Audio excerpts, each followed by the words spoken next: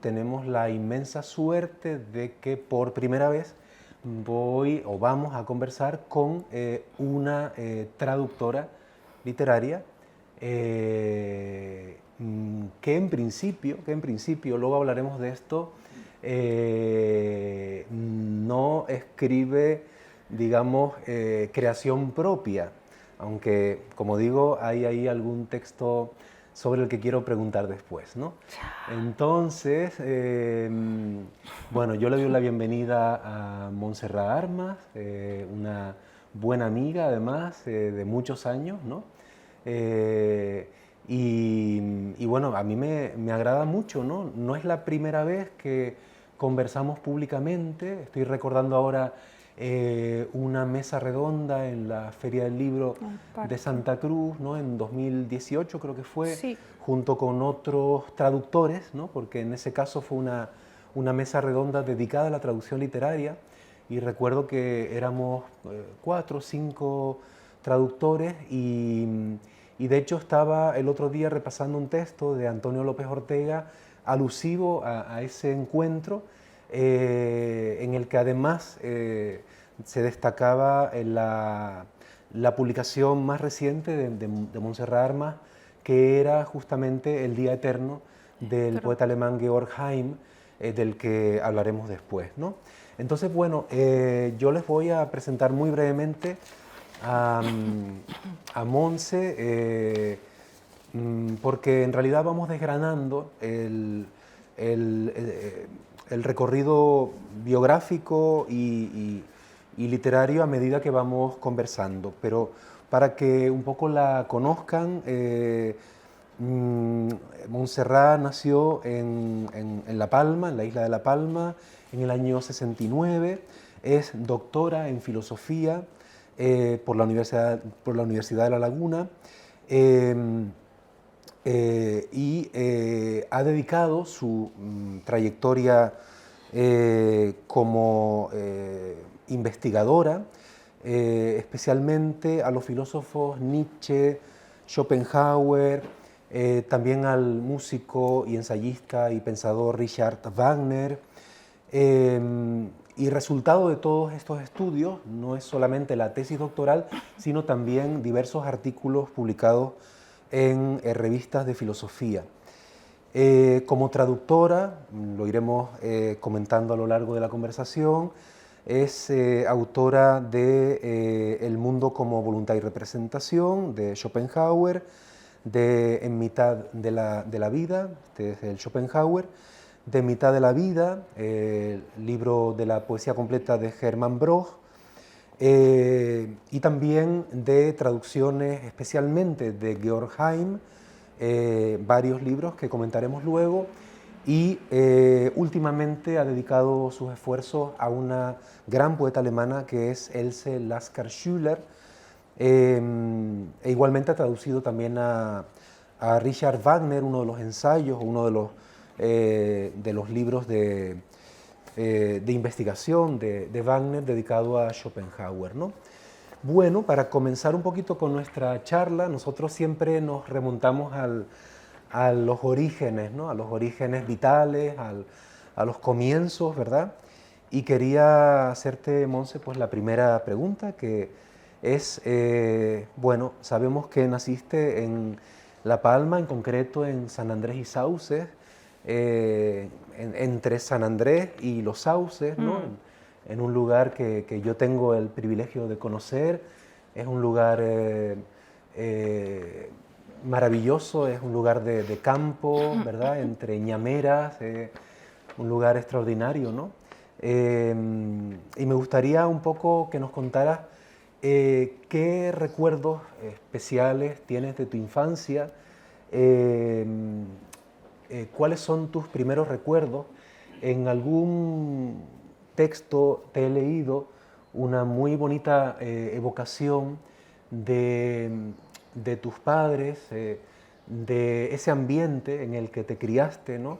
Que no fue un ambiente intelectual, pero que sí fue un ambiente en el que te formaste como ser humano, ¿no? Como persona, ¿no? Entonces, bueno, empecemos por ahí, ¿no? Bueno, buenas tardes. Gracias por venir, gracias a Antonio López, que es un poco el que organiza estas charlas junto con Rafael. Antonio es un gran amigo y también su mujer Nela en nuestra casa, los queremos muchísimo.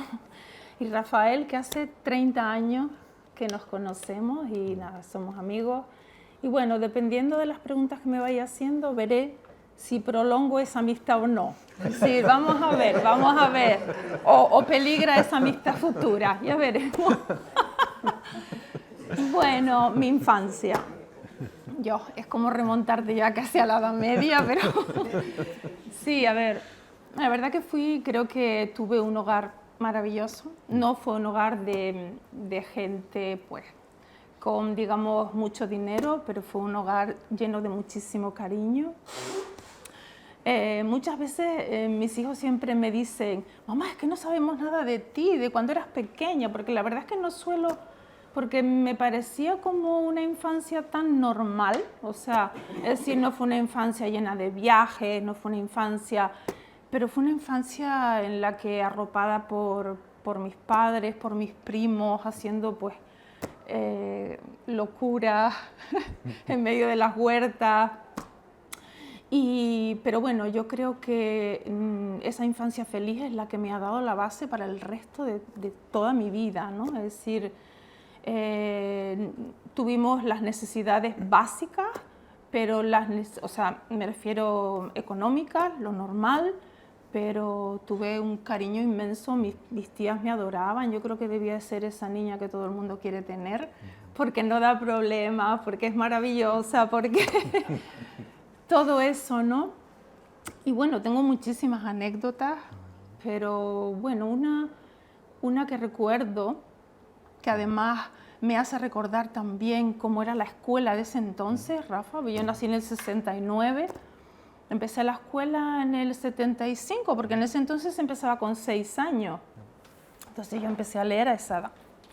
Y claro, yo recuerdo que mis padres me compraron era una carterita, ¿no? No era mochila, ni era una carterita.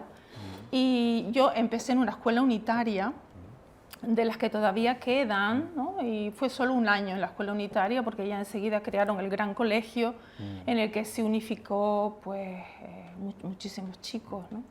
Y chicas. Entonces recuerdo que, bueno, esa carterita yo solía meter, en vez del libro, porque no eran los libros, era un solo libro, una libreta y un poco más. Dios mío, qué vieja soy. Y entonces pues metía mis juguetes, ¿no? Pero un día de lluvia intensa, claro, yo prefería, Rafa, mis juguetes a mis libros. Fíjate a lo que he llegado yo. O sea, de lectora nada en ese entonces. Y entonces, claro, se me mojó el libro, la cartilla, donde estaba todo, lengua, matemáticas, de todo.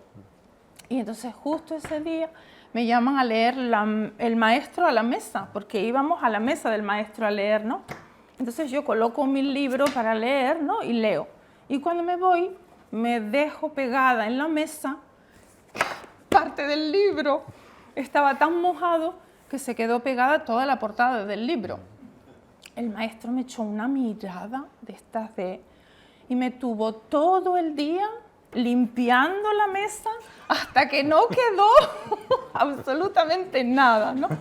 Y yo el otro día recordando, Dios, cómo era esa... O sea, nosotros llegábamos a la escuela, nos levantábamos el Padre Nuestro, o sea, lo típico, ¿no? Y mira que ha pasado tiempo de eso, ¿no? Sí, claro. Y entonces, me tuvo allí, no tuve recreo, no tuve nada, hasta que no quedó nada de la... Y recuerdo, eso, pero muy marcado, ¿no? Sí, porque claro, estamos hablando del... 75. Claro, el final del franquismo, ¿no? Sí, yo, de hecho, cuando yo empecé la escuela, que ya pasé al instituto, fue todo el proceso de tránsito y de humanización de la escuela. Sí. Porque era brutal. Sí, justamente yo quería preguntarte por eso, ¿no? Por si hubo en esos primeros estudios primarios o también luego en el instituto, ¿no? Alguna persona, algún profesor, profesora, que de algún modo hiciera que tú te acercaras, ¿no? o que dejaras un poquito al lado los juguetes y te fueras empezando a acercar a los libros, ¿no? A la lectura? A ver, en el colegio nadie, realmente nadie, porque además, no sé, no había como, nunca sentí realmente nunca tuve un maestro que realmente transmitiera, o sea, transmitía más bien el orden, las normas, pero no ese, no sé, no esa sensibilidad por el saber. Yo por lo menos no lo tuve.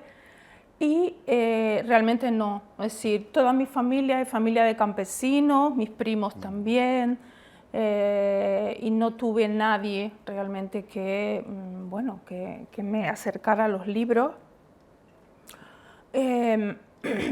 Pero cuando llegué luego al instituto, sí, pero en los últimos años de instituto realmente tuve 3 profesores maravillosos. Uno fue Eurípides, de filosofía, que bueno, fue un profesor de estos que nunca llevaba ningún libro, absolutamente nada, pero que te infundía un saber y un... Recuerdo que vimos desde los presocráticos, yo no sabía quién eran los presocráticos, me puso en las manos la Ilíada y la Odisea. Recuerdo que estuve un montón por la noche no dormía, porque para mí era como descubrir, yo qué sé, la luna, una cosa así. Entonces, claro, yo dije, Dios, si es que existe todo esto, y yo no lo sabía, ¿no? Entonces, Eurípides era una persona que transmitía la verdad, maravilloso. Me recuerdo que vimos desde los presocráticos a Sartre, en COU, o sea, increíble, ¿no? Y luego siempre contando anécdotas y era maravilloso. Hicimos un repaso por la historia de la filosofía casi sin darte cuenta, o sea... Y luego, bueno, tuve una profesora de literatura, de lengua y literatura, que no recuerdo cómo se llama, pero físicamente sí que la recuerdo. Y fue cuando, claro, cuando empecé a leer, pues, era literatura española, los clásicos españoles, más en serio, ¿no? Pío Baroja, Unamuno, Valle Inclán, al que todavía adoro, Miguel Hernández, Antonio Machado, todo eso, ¿no? O sea, que también tenía esa perspectiva, digamos, interesante para mi futuro. Tenía filosofía, tenía literatura, y Guillermo Cáceres, que es un amigo común, profesor de historia e historia del arte. Entonces fue cuando descubrí también la historia del arte, descubrí el jazz con Guillermo, no solo la música clásica, sino que nos ponía jazz. Muchas veces para hacer los exámenes nos ponía jazz, y para mí es como si se hubiera abierto otro mundo, ¿no? Y con lo cual a mí me encanta la historia del arte, pero claro, a la hora de decidir, a la hora de pasar a la universidad, me enteré que haciendo esto, o sea, para hacer historia del arte tenía que hacer geografía. Y había un profesor de geografía que era un horror. Y entonces yo dije, mira, no, es decir, la geografía, mejor viajo, aprendo y encima enriquezco el espíritu, ¿no? O sea, que te vas a quedar ahí, y al final me fui por filosofía. Pero fue ahí cuando empecé, digamos, mi trayectoria seria con la literatura, ¿no? Y también con la filosofía. Claro, claro. Y bueno, y después, y bueno, y luego tuve un profesor, para mí el mejor profesor de filosofía de la universidad, que es Antonio Pérez, que está atrás y que ha dejado una huella no solo en mí, sino muchísima, muchísima gente. Cada vez que nos reunimos, a veces para tomar algo, antiguos compañeros, siempre recordamos a Antonio. Luego se convirtió en mi director de tesis doctoral y bueno, y un buen amigo.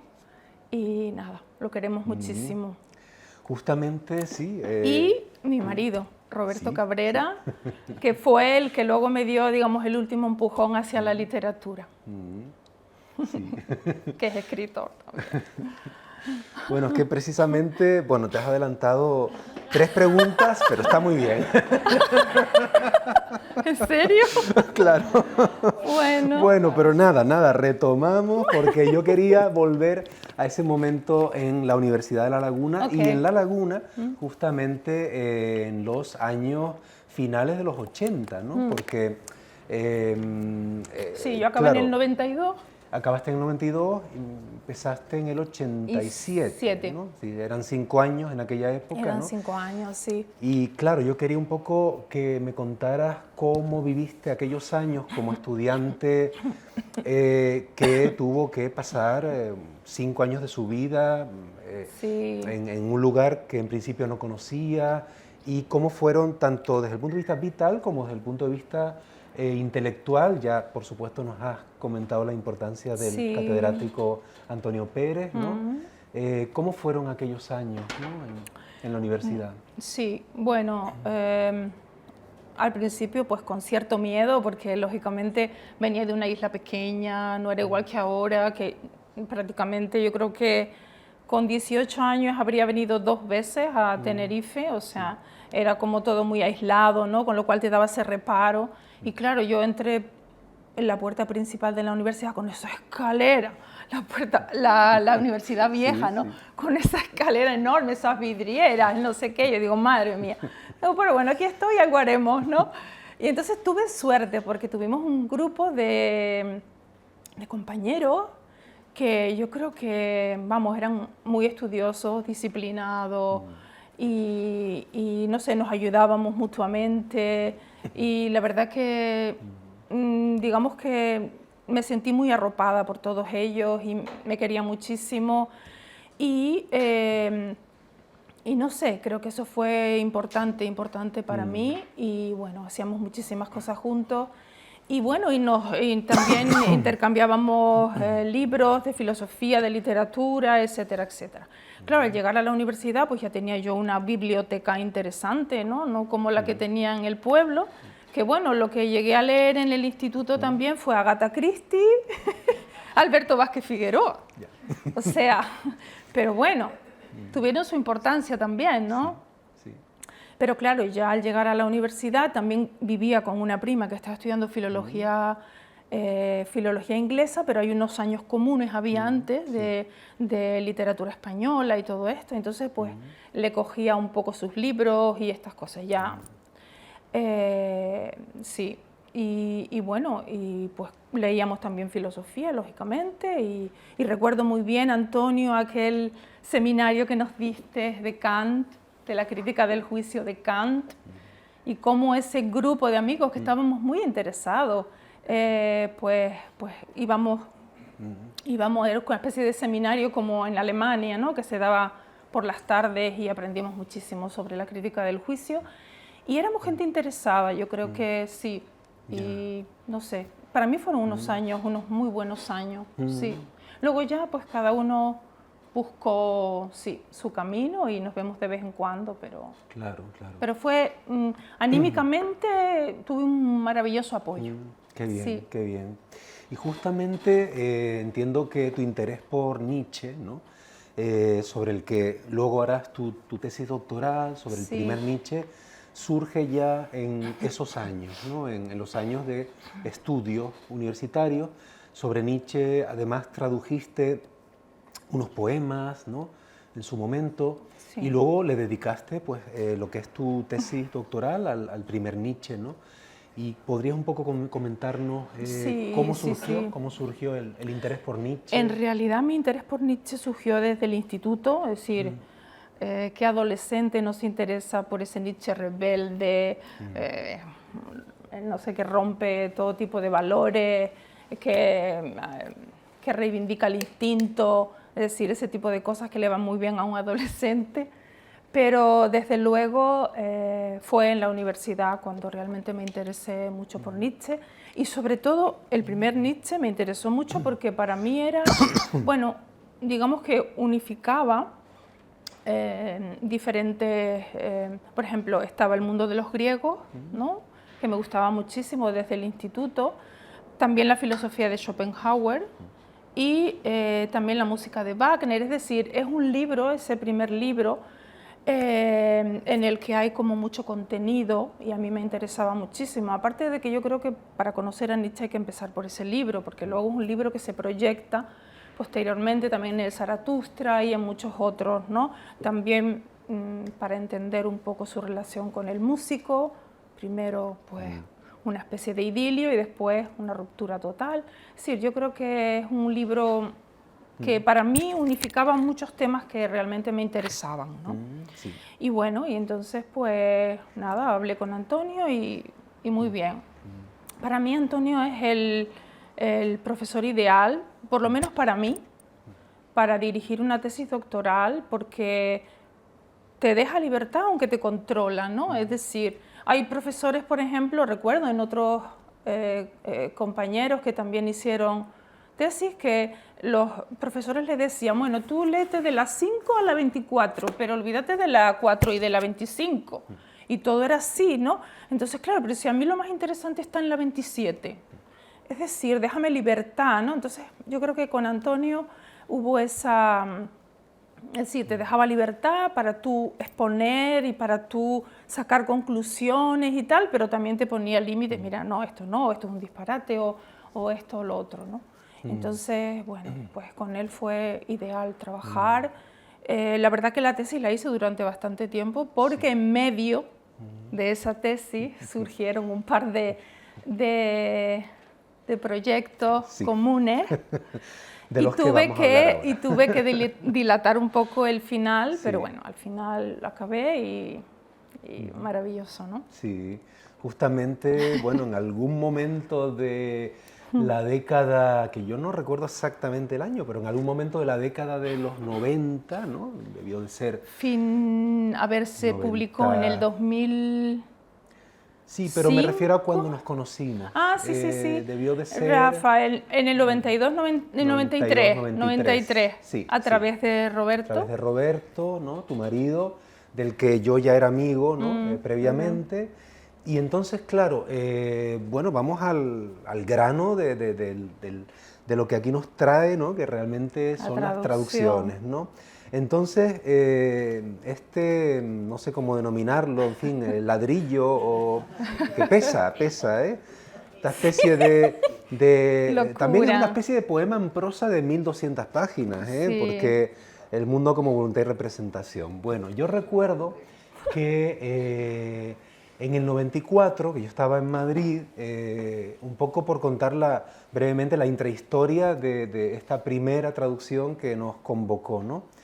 El profesor Félix Duque, que estaba vinculado a Juan Barja, que en aquel momento era el director de ACAL, de ACAL, y que a su vez estaba vinculado con el Círculo de Bellas Artes, ¿no? Entonces yo había conocido a Juan Barja y en algún momento me presentó en el Círculo de Bellas Artes a Félix Duque y yo le dije que me iba a Alemania con un lectorado, ¿no? Y entonces, bueno, él captó lo de Alemania. Y entonces poco después me vino con el encargo de traducir esta obra, ¿no? Y claro, yo inmediatamente hablé con Monse, le dije, Monse, mira, resulta que me han pedido traducir El mundo como voluntad y representación sin saber alemán, ¿no? Porque yo en aquel momento apenas sabía alemán, digo, ¿y cómo hago yo esto, no? Pues igual yo, o sea que... Claro. Entonces, aprendimos a marcha forzada, las cosas que no sabíamos. Fue nuestro maestro de alemán, de algún modo. Entonces lo hicimos juntos, es decir, a partir del año 95, que fue cuando yo ya llegué a Alemania, recuerdo que estuvimos unos 3 años. 4, ¿no? yo creo. 4, sí. Y tardó luego en publicarse... Como un año y pico más. Sí. Sí. Pero sí, es decir, fue un verdadero disparate, fue un verdadero estrés. Sí. Fue un aprendizaje de estos brutal, pero yo creo que Arthur Schopenhauer escribe tan bien, Rafa, tan claro, que eso nos ayudó muchísimo, porque si nos ponen un Hegel o un Heidegger, yo me suicido. Bueno, hubiéramos dicho que no. Sí. Vale, a mí me costó muchísimo. Es cierto que traducir con Rafa es una gozada, porque es alguien, bueno, maravilloso, y creo que nos compenetrábamos muy bien. Sí, es ¿sabes? que de hecho estábamos prácticamente en contacto diario. De hecho, yo creo que la amistad mía con Roberto casi peligró, porque al final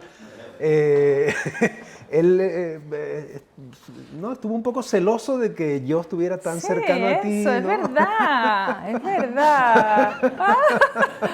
La traducción casi Sí, creó un problema. creó un problema ahí, ¿no? Pero sí, es decir, fue realmente, fue una locura, pero no, Sí. terminó muy bien esta locura. Mm. Cuéntanos cómo lo hacíamos, o sea, porque nos dividimos el Sí, trabajo, ¿no? traducíamos, por ejemplo, un libro, porque son 4 libros Sí. y un apéndice, y entonces el otro revisaba lo del otro. Entonces, de alguna manera, es decir, era una traducción a 4 manos, Sí, sí, que realmente es complicada hacer, muy complicada, porque también tiene que ver con el carácter de la gente, ¿no? Y no sé por qué, pero surgió una especie de magia y Sí. lo hicimos Sí. bastante bien. Mm. Y vamos, maravilloso. Yo, bueno, no lo volvería a hacer. Algo tan grande no. Quizás por mi carácter perfeccionista, más que nada. Sí, sí, a mí me gusta atar las cosas bien, pero me alegro de haberlo hecho porque fue realmente mi comienzo, no el Sí. tuyo, porque yo creo que tú ya tenías alguna traducción. Yo había traducido ya algo del francés, no Sí. mucho, pero del alemán sí fue mi estreno, ¿no? Yo solamente había traducido algunos poemas De Nietzsche, de ¿no? Nietzsche, Sí. sí, y un texto de Thomas Mann Mm. sobre Nietzsche, pero que publiqué en la revista Laguna de la universidad y nada más, ¿no? Pero yo decía, Dios, me tengo que dejar aquí todo, ¿no? Porque aparte de que Arthur Schopenhauer es central en mi tesis, o sea que me venía, vamos, me sumergí en esa obra bueno, y utilicé muchísimo y me surgieron muchísimas ideas para luego exponer en mi obra, ¿no? Claro, Y no solamente en esa, sino también en la traducción de Beethoven, de Wagner, también. que es también un autor muy central. Sí, sí, sí. Y bueno, Es que en aquel momento había solo una traducción que era de antigua, ¿no? Porrúa, ¿te acuerdas? Sí, Y que además Ovejero le y Mauri, faltaban, ¿no? sí, le faltaban trozos, no Sí, era completa, sí. no tenía el apéndice, creo. Es Exacto. decir, era, sí. Y luego, junto con esta, salieron 2 más, ¿no? Salió una traducción en Trota y otra en Fondo de Cultura Económica, ¿no? Creo que sí. Sí, es decir, que de pronto hubo 3 traducciones nuevas Pero del una no mismo está libro. completa, creo, la de Pilar López de Santa María. Al final, cuando salió esta, ya no sé, porque la idea era como sacarla a base de libros o algo así, recuerdo, y al final luego no siguió. Y bueno, he oído buenas críticas de esta, con lo cual, bueno, Sí. es recomendable a pesar de haber sido un experimento. Nos animamos, por tanto, a Pero que... sí, se recomienda y bueno, sí, yo creo que ha quedado bastante bien. Es cierto que fue revisada por... Sí. pero Chamorro, ¿no? sí, pero yo no sé tú, pero yo la he ido comparando con lo que teníamos y tampoco corrigió tantas cosas. Porque claro, nosotros aceptamos la traducción, pero con una condición, ¿recuerdas? Es decir, claro, alguien desde arriba tenía que hacer, es decir, una lectura global de esta obra con experiencia, ¿no? Porque era un disparate. Sí, Además, alguien que, pues, que fuera de filosofía y claro, que comprobara un poco que había ahí, pues, que los conceptos más o menos fueran, pues, más o menos siempre iguales y no hubiera grandes disparates, ¿no? Pero yo la he comparado y no había, o sea, nos lo tomamos en serio, Rafa. Sí, sí, sí. Y fueron casi 4 años. Yo recuerdo que, por lo menos en mi caso, yo estaba en Alemania cuando este proyecto, y yo recuerdo que pasaba como 5 o 6 horas diarias, exceptuando fines de semana, Sí. traduciendo, porque nos daban unos plazos y si no, realmente no se alcanzaba. Sí, no se a alcanzaba. terminar, Y ¿no? mi hijo, o sea, yo tuve a mi hijo cuando estaba corrigiendo eso, yo recuerdo, sí, y luego mi hija nació con el otro. O sea Con el que- otro. Pero ya no tuve más, ¿eh? Bueno, pasemos al siguiente proyecto común y último hasta la fecha, ¿no? Conjunto. Que es este libro, es La poesía reunida de Hermann Broch, ¿no? Este fue un proyecto distinto, desde luego, al de Schopenhauer, porque aquí fue La editora de esta bonita editorial de Igitur, Rosa Lentini, que ya la editorial no existe, ¿no? Desde hace un tiempo, pues Rosa Lentini quería publicar la poesía completa de Hermann Broch, un autor del que solamente se habían publicado sus obras narrativas y ensayísticas, ¿no?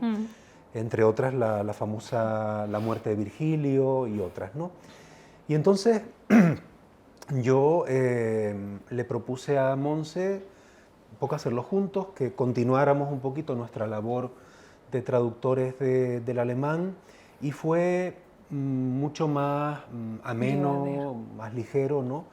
¿Qué recuerdos tienes de este libro, que quedó muy bien además, ¿no? Un libro que no es muy extenso, son unos quedó 60 muy bien, poemas. un buen papel, quedó estupendo, la verdad.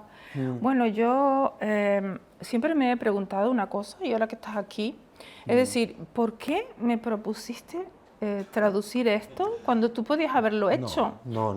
Y entonces yo me respondo a mí misma, ¿no? Es la generosidad de Rafael. Bueno. Siempre es generoso con sus amigos, es verdad. Y te lo agradezco doblemente porque aquí me di cuenta de que me gustaba traducir poesía.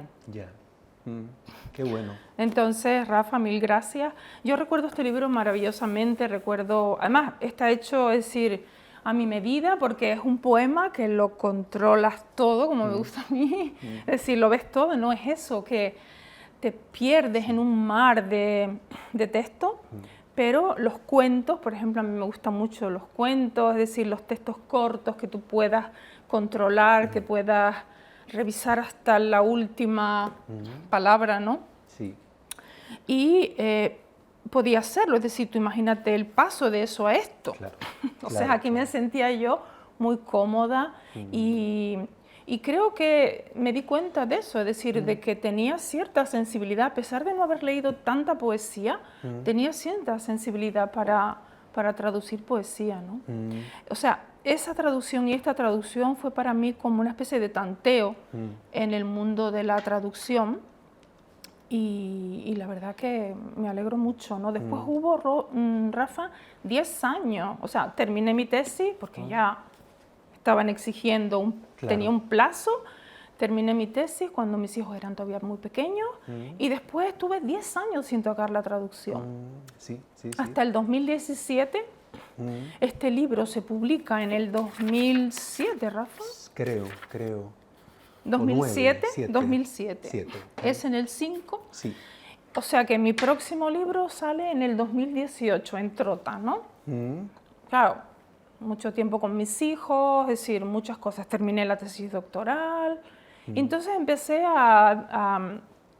pues no sé, a empezar a publicar algún poema de Georg Heim en crítica, por ejemplo. Y la verdad que era un poeta que gustaba, ¿no? Y un poeta que prácticamente no había nada en español. Lo único que había era el libro, 3 poetas juntos de Hyperion, que era Georg Heim, Stadler y Trakl. Trakl en España siempre tuvo más suerte, ¿no? Pero Georg Heim y Stadler prácticamente nada. Entonces siempre me atrajo, cuando leí esos 3 poetas, siempre me atrajo mucho Georg Heim.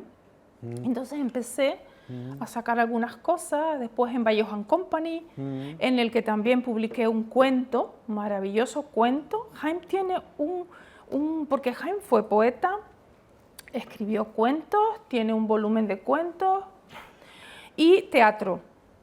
Tiene una obra de teatro acabada y otra sin acabar, y luego un diario. Claro, pero ¿te parece que antes de pasar a Heim queríamos leer a Broch? Claro. Queríamos leer a Broch, ¿no? Es verdad. Queremos Vale, leer un poema. Uno tú y uno yo. Si quieres, lee solamente el tuyo para Vale, no prolongar porque mucho. hablo demasiado. Sí. No, porque de lo todas importante maneras, venimos viene a ahora. pasarlo bien, ¿verdad? Y a conocer un poco nuestra... Exacto. Vale. Bueno, pues voy a leer uno pequeño porque el tiempo apremia. Se titula Como ya no te reconozco. Como ya no te reconozco, te conviertes en el árbol que da sombra y en el verde que respira se arrodilla mi sueño. tiemblan las hojas de la luz, oh mundo, lleno de las sombras, llevo en mi olvido, en la respiración y en el olvido, tu imagen profundamente olvidada. Es un gran Es poeta. un poeta que Sí. nunca quiso que se publicara su poesía, porque sí, le daba muchísima importancia a su prosa, pero creía que no era para nada un gran poeta, o sea, era un poeta y realmente valía la pena, ¿no? Sí, totalmente. Bueno, ya estábamos hablando de Haim, que es, de hecho, había un pequeño interludio antes de pasar a tus traducciones de Haim y de Lasker Schüller, porque yo quería preguntarte lo mismo que en su momento le pregunté a Roberto cuando estuvo aquí en esta misma mesa, ¿no? Le pregunté, bueno, pues, ¿qué supone para ti estar casada con Roberto Cabrera, escritor, profesor, fotógrafo? ¿Qué supone compartir tu vida con una persona con la que tienes tanto en común, tantas afinidades, digamos, intelectuales, ¿no? Debe ser enriquecedor, ¿no? En todos los sentidos, ¿no? Sí, la verdad que sí. La verdad que encontrar a Roberto creo que es una de las cosas que mejor me ha pasado en la vida. Él fue, como dije antes, el que me dio el empujón, digamos, hacia la gran literatura. Porque claro, uno pues leía cosas aquí y allí, pero no tenías a alguien que realmente te guiara. Él ya escribía y bueno, y recuerdo de conocer, por ejemplo, de su mano a grandes escritores alemanes como Hölderlin. Recuerdo incluso que lo leíamos juntos. Sí, Hölderlin para mí es uno de los grandes poetas alemanes a los que vuelvo una y otra vez. Y bueno, y literatura española, es decir, me abrió el mundo, ¿no? Y luego, pues, es una persona muy generosa en mi vida. Si no es por él, no hubiera tenido el tiempo suficiente para hacer todo esto. Que claro, aunque a veces vemos que es un libro, no son demasiado largos, pero hay años aquí detrás de cada libro, ¿no? 2, 3 años. Y bueno, y él también tiene sus proyectos, entonces pues más o menos nos compenetramos, es decir, bueno, yo te dejo esta semana, tú me dejas la otra, llevo al niño al colegio, yo lo recojo, es decir, porque claro, tiene padres, tiene familia, no vive uno en el limbo, ¿no? Sino que vive, pues eso. Entonces, gracias a eso, gracias a su generosidad, he podido hacer lo que he hecho, ¿no?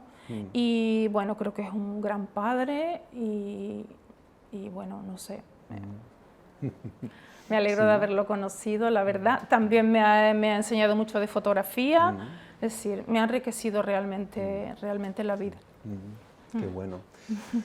Bueno, ahora sí, vamos a entrar de lleno en Haim, ¿no? Del que has publicado primero el libro de Trota, que es El Día Eterno, ¿no? Sí. Luego salió muy reciente, esta edición maravillosa que yo les recomiendo a todos que la pidan, Umbra Vitae en Galaxia Gutenberg, ¿no?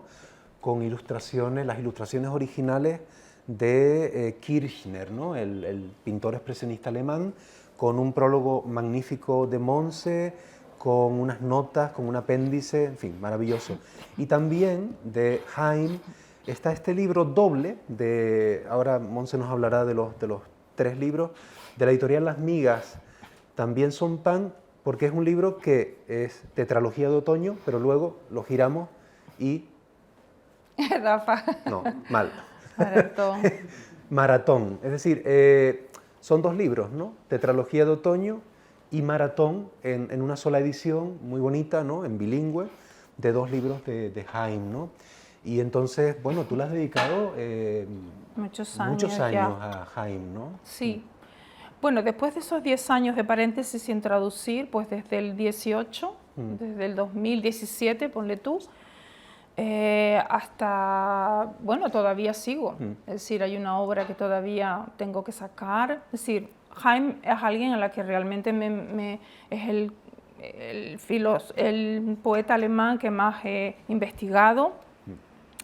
Y sí, el primer libro es El Día Eterno. Tuve la grandísima suerte de mandar el proyecto y Trota dijo que sí en el momento. Y bueno, y el director o el editor de Trota, Germán del Río, siempre me ha tratado estupendamente, es una persona encantadora. Y bueno, hicimos esta edición juntos. Y bueno, es un honor porque El Día Eterno es el primer libro de Jaime y el único libro de Jaime que publica en vida. Jaime es un poeta expresionista, yo adoro el expresionismo, me gusta muchísimo.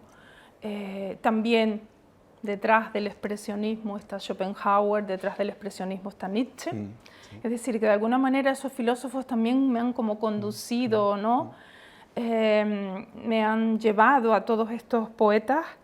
También Hermann Broch, detrás de Hermann Broch está Arthur Schopenhauer. Y entonces, bueno, es su primer libro, el único libro que él corrigió y vio publicado. Salió publicado en 1912, en enero o así, y él murió en febrero. En un trágico accidente en el Wannsee, patinando, bueno, todo el tema, con un amigo que es también poeta. Y bueno, aquí fue cuando él realmente se dio cuenta de que sí, quiero ser poeta, ¿no? Es decir, este libro, igual que los otros libros, aunque no sean construidos por él, sino fueron creados por sus amigos, son producto de esa época, de los primeros años, bueno, antes de la Primera Guerra Mundial, porque él muere en el 12, y es una literatura de café, es decir, una literatura influida pues, por todos esos pintores, músicos, escritores, poetas que se reunían en el Berlín de esa época, ¿no? Entonces es lo que yo llamo la literatura de café, maravillosa, ¿no? Y es decir, él realmente su poesía hasta 1910 no era realmente, pero cuando descubre a toda esta gente, ¿no? Y bueno, y le influyen los grupos literarios y todo esto, entre los que estaba el Selassie Schiller, entre los que estaba Deblin, entre los que estaba, yo qué sé, tantísimos, ¿no? Paul Seg es otro gran poeta alemán. Karl Kraus, ¿no? Karl Kraus, Kafka, sí, toda esa gente, ¿no? Pues vivía prácticamente en los cafés, desde casi por la mañana hasta por la noche. Algunos incluso daban como dirección postal el café, porque prácticamente o no tenían casa o vivían prácticamente en el café. Entonces, este tipo de literatura del expresionismo es eso, son literaturas hechas en el café. Algunos no tenían dinero, iban a calentarse al café, ¿no? Entonces, es decir, es así, ¿no? Pues nada, este libro es el único libro que se lo publicó Ernst Rowohlt, el gran editor alemán, todavía sigue la editorial Rorro. Y bueno, es un libro en el que se recoge prácticamente los temas principales que también se van a repetir en los otros libros, y es el tema de la muerte. O sea, el tema de la muerte es básico en Jaime, y desde diferentes perspectivas, es decir, desde la perspectiva de la muerte que conduce a los condenados, ¿no? Al infierno, la muerte, por ejemplo, que se refleja en la putrefacción de un cadáver, la muerte, por ejemplo, como una alegoría, ¿sí? Y la muerte, pues, no sé, es decir, siempre la muerte y siempre en diferentes escenarios, ¿no? Por ejemplo, el escenario del invierno es también una representación de la muerte para él, ¿no? Y también la muerte como una premonición, también, es decir, el tema principal es la muerte. También es un poeta de la gran ciudad, como muchísimos pintores de la época y poetas y literatos, Alfred Deblin, por ejemplo, ¿no? Y esa ciudad es Berlín. Es decir, aquí este libro se comienza con 3, 4 sonetos dedicados a Berlín, donde también es una ciudad muerta. Es decir, él habla de una ciudad cuyos árboles están sin hojas, es decir, esa ciudad en la que los lisiados se arrastran por las calles. Es decir, es una crítica a la ciudad, esa ciudad industrializada, ¿no? Y digamos, al movimiento febril de la ciudad. Pero en él y en todos los expresionistas resulta que es una especie de amor-odio a la ciudad. Es decir, son realmente poetas que surgen en la ciudad. Sin la ciudad, no. Else Lasker-Schiller es una mujer que es de Berlín. Es decir, se crió en Berlín, bueno, ya después de su primer matrimonio, y es una mujer de cafés también, y su literatura no se puede entender sin esa ciudad, ¿no? Como muchos otros. Masha Kaleko, por ejemplo, una gran poeta, también alemana, y bueno, y es una poeta también de cafés, ¿no? Y bueno, más o menos estos temas son los que luego también se van a reproducir en los otros libros. Y Rafa, ¿te corto? No, justamente yo quería, como es la edición casi más reciente, ¿no? Y realmente viene con estas ilustraciones que son las originales que hizo Kirchner, ¿no? Para el libro, ¿no? Ven realmente en blanco y negro, ¿no? Son silografías, ¿no? Y quería también un poco hablar, Monse, preguntarte por ese vínculo que hay entre la literatura expresionista, la pintura o el arte expresionista y también, por ejemplo, el cine expresionista. Sí. Y cómo es un movimiento que es específicamente alemán o específicamente de lengua alemana, ¿verdad? Yo creo que es algo, De hecho, mira, yo creo que en Heim, o sea, me hablabas de la literatura, de la pintura, sí. Heim, por ejemplo, creo que es un poeta que unifica todo eso. Fíjate, es un poeta que, bueno, el expresionismo en sí unificaba la literatura y la pintura. De hecho, los que no eran pintores pedían a algún amigo que les prestara algunos dibujos para ponerlos en los libros que iban a publicar, ¿no? Los que eran pintores, como por ejemplo Else Lasker-Schiller, ¿no? Ilustraba sus propios libros. O Kubin, por ejemplo, ilustraba sus propios libros. Es decir, yo creo que hay una fusión perfecta en el expresionismo entre lo que es la literatura, entre lo que es la imagen y lo que es la pintura. O sea, perdón, la imagen y la palabra, ¿no? Él, por ejemplo, es un representante de esto, pero es curioso porque en esa época es cuando el cine, ¿verdad?, comienza. Entonces, cuando leemos, por ejemplo, algunos de los poemas de Heim, o leemos, por ejemplo, este cuento que yo traduje, que publicó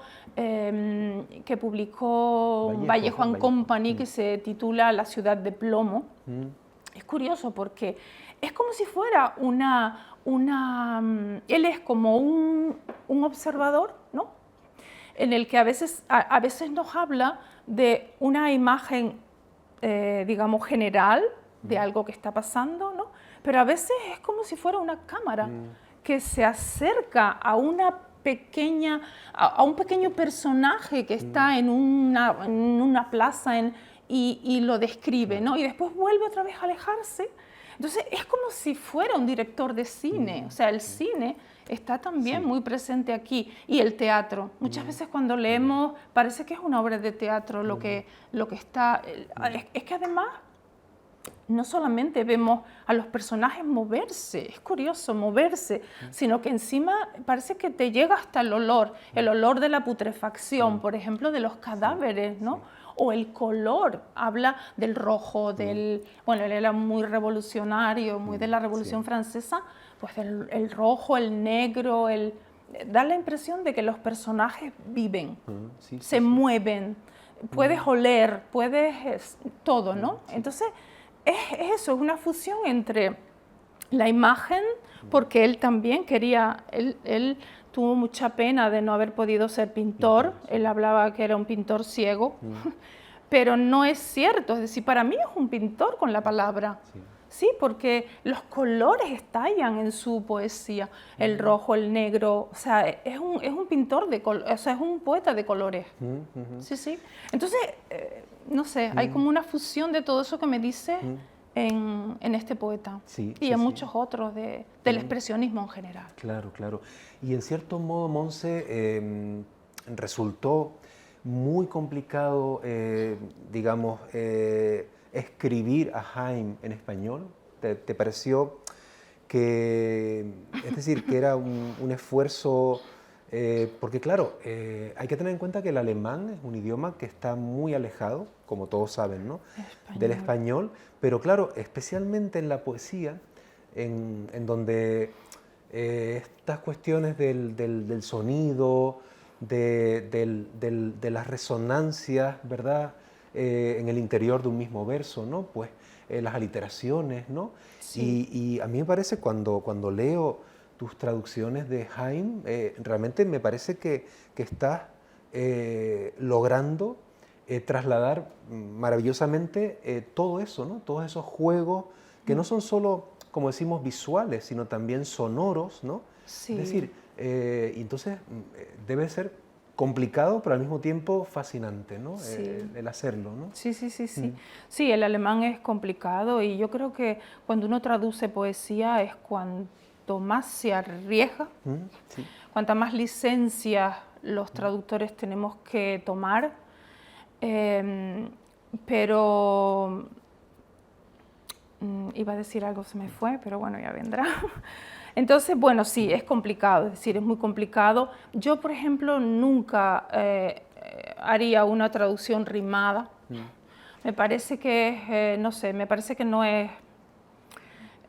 tienes que rebuscar demasiado en las palabras, tienes que ser bastante infiel al lenguaje porque quizás le pones más el acento en la rima que en el contenido. Entonces yo deseché el tema de la rima, por supuesto. Además me parece como, actualmente me parece como acercar más la poesía expresionista o de Jaime en concreto a la nuestra, que ya no es rimada, ¿no?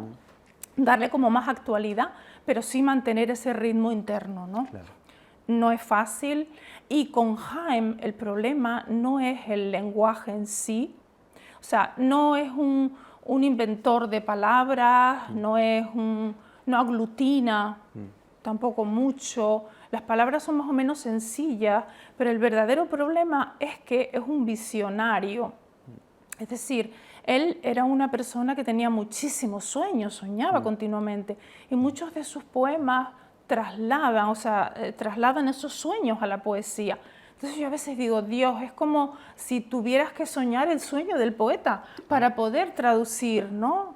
Pero es fascinante. Eso es lo complicado en Jaime, es decir, ¿qué quiere decir? ¿Qué imagen nos quiere transmitir para yo transmitirla, ¿no? Claro. Eso es lo complicado. Y bueno, tú sabes que traducir, ya sé lo que iba a decir, traducir poesía es lo más cerca a ser un autor, es decir, no tanto un traductor, somos un autor. Claro, claro. Es porque, claro, ya es un lenguaje a otro nivel. Entonces, bueno, y nos tomamos licencias, tú lo sabes, intentamos no ser infieles, yo soy de las que soy bastante fiel, pero a veces hay que hacer, por ejemplo, yo transformo un verso por completo, el orden de una estrofa. O sea, a veces el último verso lo pongo al principio y el primero. ¿Por qué? Porque busco la comprensión antes que nada y busco también la sonoridad. Es decir, y yo creo que esas licencias son totalmente permitidas, porque claro, es un lenguaje bárbaro, trasladarlo a nuestro lenguaje, es decir, a nuestra lengua. Es complicado, es muy complicado. Hablaba, creo que era Haroldo de Campos, de transcreación, ¿no? Sí. Es decir, que hay como que, de alguna manera, crear algo nuevo a partir de algo ya existente, ¿no? Pero con Else Vázquez Schylla es también bastante complicado. Sí. El problema de Else es la fantasía, es decir, ella mezcla la fantasía con la realidad. Ya hablaremos después de ella. Sí, Y Habíamos pensado en leer algo sí, de voy a leer. Jaime, He ¿sí? elegido un poema que a mí me gusta mucho. Sí, Vamos sí. fatal, ¿no? No, Bueno, vamos bien, sí, y sí. es el árbol, ¿no? Mm, El, gracias, no hay problema. Del día eterno, ¿no? Sí, del día eterno. Y es, bueno, se titula El árbol y es: junto a la acequia, en la pradera se halla un roble viejo y desgarrado, hueco por el rayo, partido a mordiscos por la tempestad. Ortigas y espinos lo envuelven en una pared negra. Hacia el anochecer se cierne una tormenta. En el calor sofocante él se eleva azul sin que el viento lo roce. Atado por coronas de rayos vacíos que mudos resplandecen en el cielo. Revolotea a su alrededor una bandada de golondrinas y los murciélagos con su vuelo rápido en torno a la rama desnuda que de lo más alto crecía quemada por el rayo como el brazo de una orca.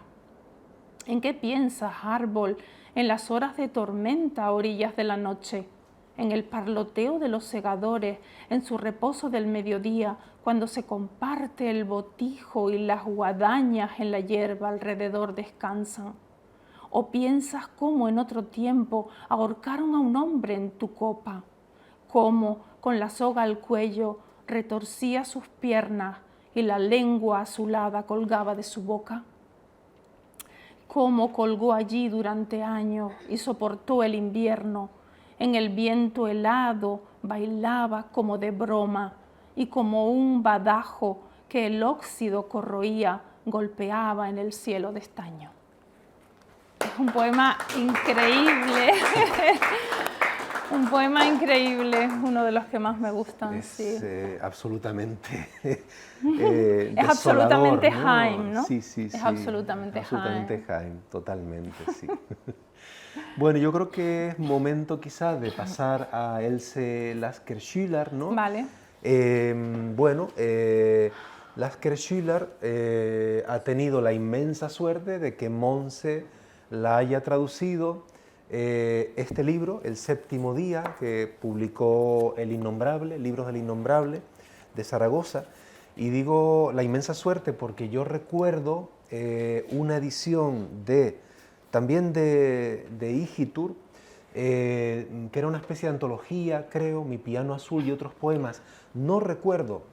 Una antología. Sí. Una antología creo que era, no recuerdo quién la traducía, pero recuerdo que en mi lectura a mí no me gustó demasiado Lasker-Schüler, ¿no? Es verdad que fue hace muchos años y, en fin, la poesía también depende muchas veces de cuándo nos acercamos a ella, ¿no? Y en aquel momento a mí no me dijo gran cosa Lasker-Schüler, ¿no?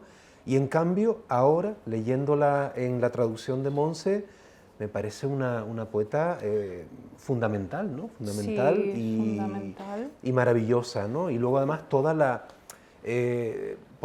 trayectoria de Lasker-Schüler como judía perseguida, que al final se traslada a Jerusalén. Entonces, un poquito, ¿cómo fue el proceso de llegar a Lasker-Schüler? ¿Cómo llegaste a ella? ¿Te interesó? Sí. Bueno, aparte de Jaime, siempre me dicen, bueno, ¿qué otros proyectos, qué otros poetas te gustan, ¿no? De esa época o en general, ¿no? Y bueno, aparte de Georg Heim, a mí me gusta mucho la poesía escrita por mujeres.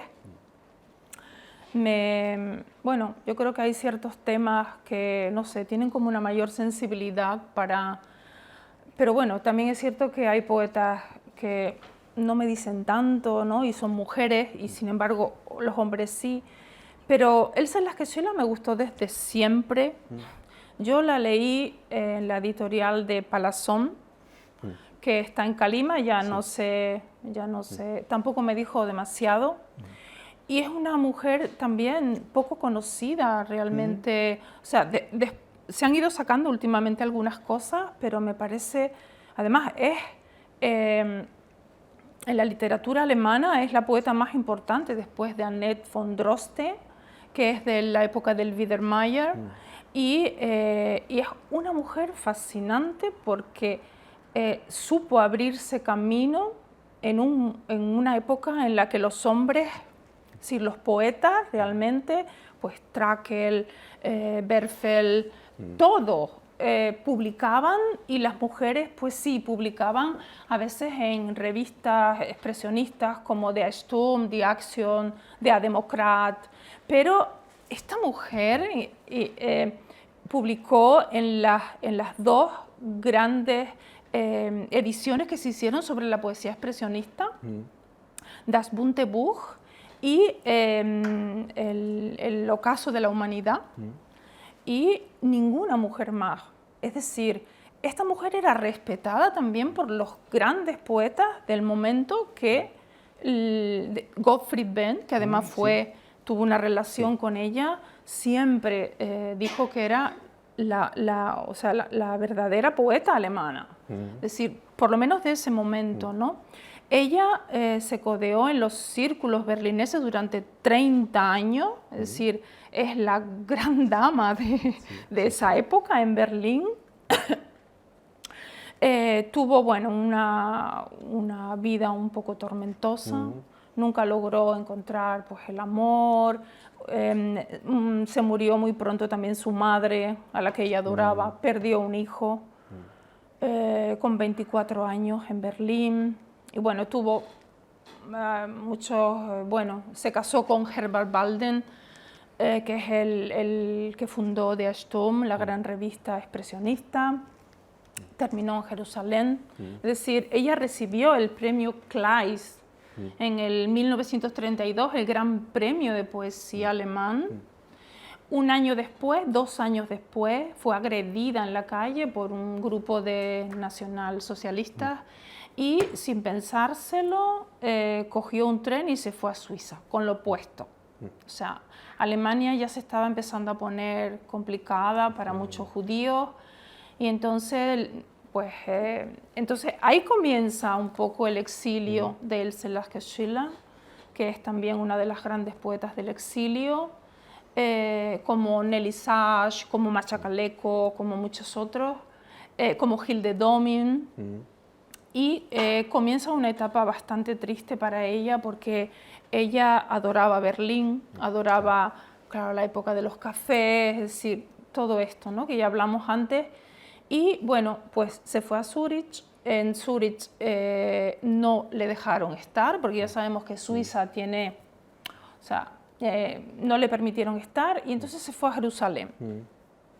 Desde Jerusalén volvió otra vez, años después, a Suiza, pero le volvieron a denegar la entrada, o sea, la dejaron entrar, pero no la dejaron quedarse.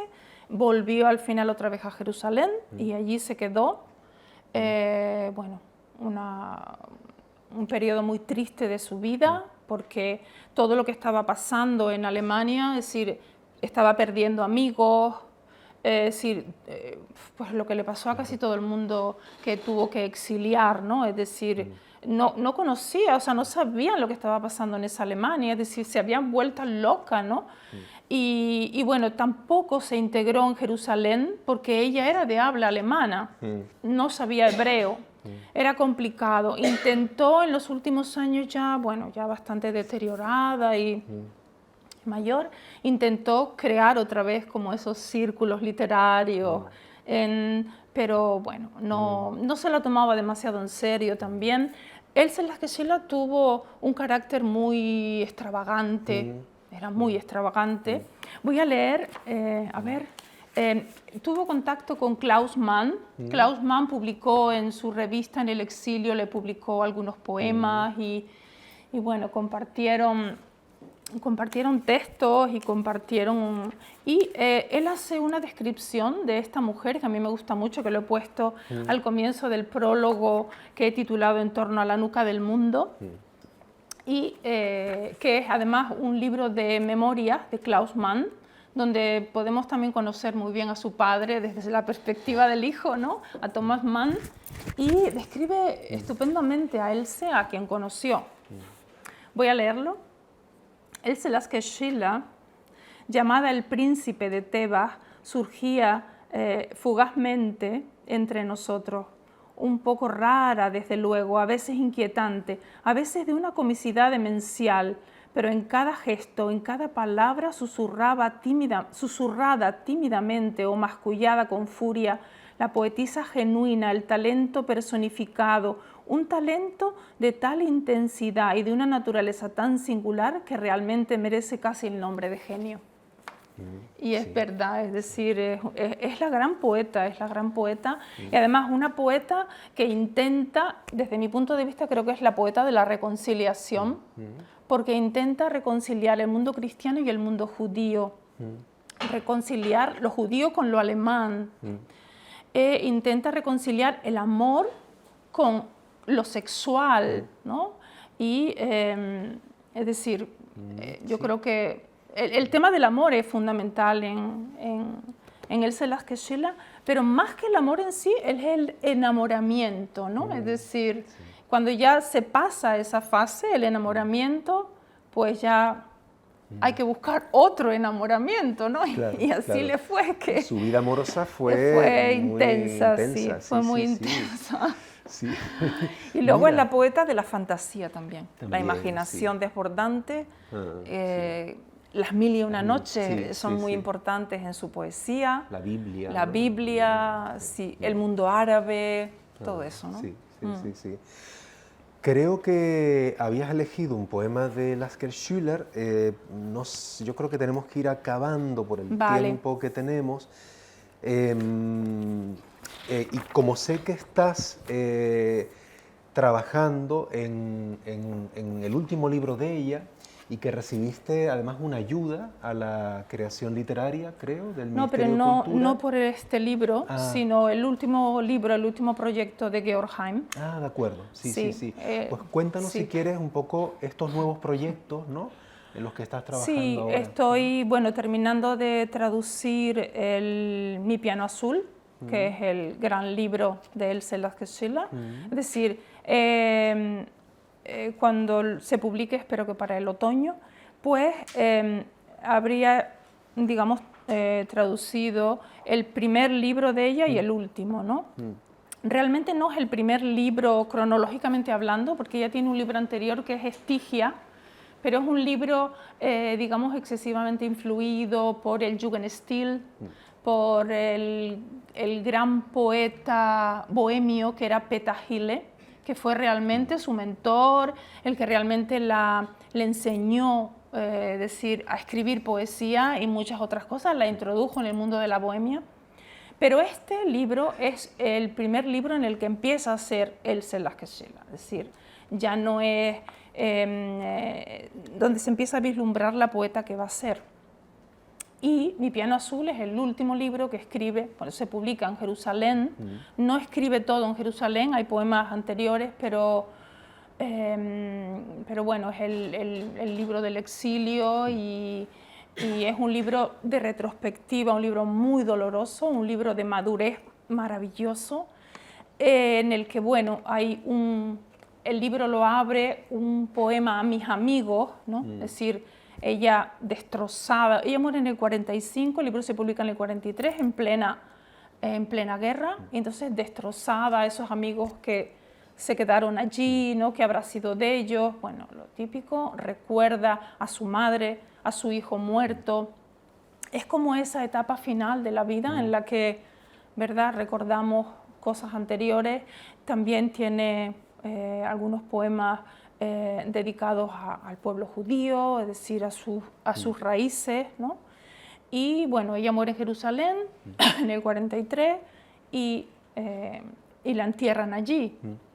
Entonces, voy a leer de este nuevo libro que no está todavía editado, para cerrar, quizás, Rafa. Sí. El poema escrito por ella que lee un amigo suyo, un rabino, en su tumba.